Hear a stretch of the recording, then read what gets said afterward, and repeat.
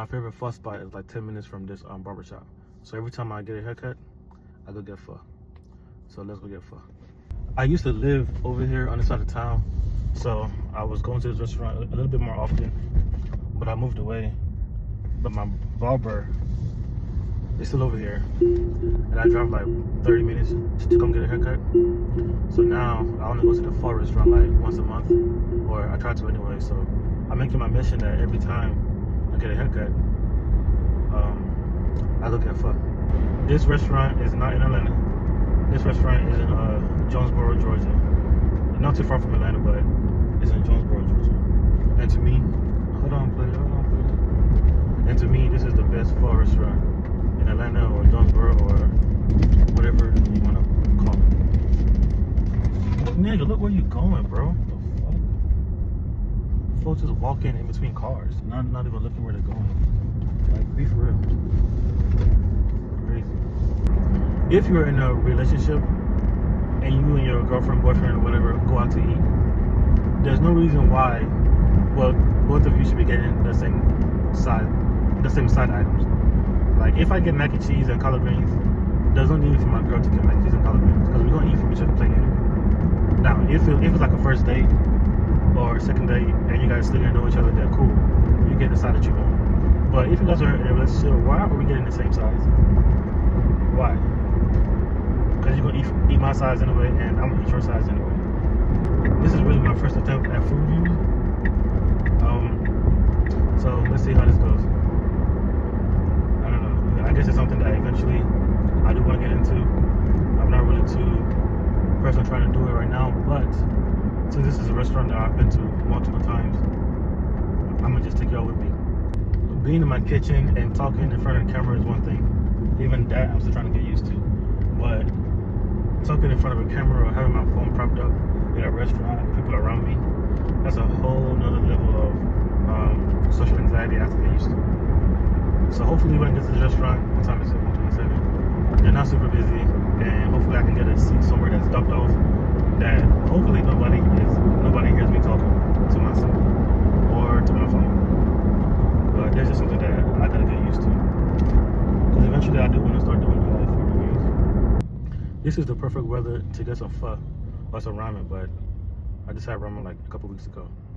But it's cold, it's windy, the leaves is falling everywhere.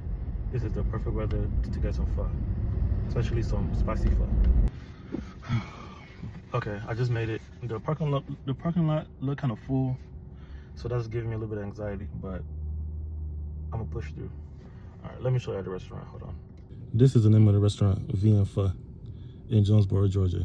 And to me, this is the best pho restaurant in Jonesboro, Atlanta, or wherever. Hands down, this is the best restaurant, the best pho restaurant.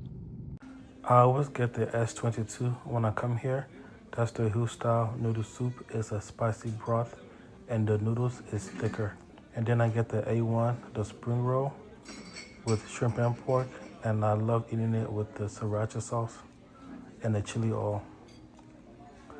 And this drink right here is so good. It's a lemonade and sweet tea, the D9. It is so good. This is what the bowl looks like. The broth is spicy, but it's still flavorful. And these are the toppings that comes with it. And me, I always like to get a side of extra jalapenos in my pho. I love spicy food. When I get the bowl, I always like to add just a little bit of salt and pepper. It really doesn't need any, but I don't know, maybe just a mind thing. So I added a little bit of salt and pepper. Then I add the toppings that comes with the bowl. And then I add some chili oil just to make it a little bit more spicier. And the chili oil also adds a lot more flavor. This bowl is a little bit different than a regular pho bowl. This doesn't have like your traditional meats on there. So if you're somebody that's like antsy about what kind of meat it is, this bowl probably isn't for you. I don't really know the name of all the meats that's in the bowl because the menu is not in front of me, but I know it has like cow feet, tripe, kidney, not your ordinary meat that typically comes in a pho bowl like your brisket or your steak. But I'm African, so I don't mind eating cow feet, kidney, tripe. I grew up eating stuff like that, so that doesn't bother me. But I love this restaurant, and I love this bowl specifically because the broth is spicy, is flavorful, and that particular bowl, the S22, is the only one that has the Hughes style noodles, which is the thicker kind of noodles. To me, those noodles hold better. I don't like the thin noodles because it falls apart too easily, and then they're super soft. The Hughes style noodles is thicker and it still has a bite to it, and I prefer that over the thin noodles. I've been to other pho restaurants that has a spicy broth, but it's just not like this restaurant. This broth is different. This broth is light, it's flavorful, it's spicy. This broth is literally perfect. If you're somebody that loves spicy food, this broth is going to hit 10 out of 10 for you. If it's cold outside, this is the perfect bowl. This is the perfect cold weather pho bowl. I'm telling you, it is so good. They finally brought out the drink that I ordered. That's the D9 lemonade iced tea. I mean, it's the perfect balance of sweetness between the lemonade and the sweet tea. It's perfect. And I'm not gonna lie, I can handle spicy food, but for some reason, whenever I get this broth, it does make me sweat. So I'm still gonna keep eating it though. I don't care how much it makes me sweat. I'm still gonna keep eating it.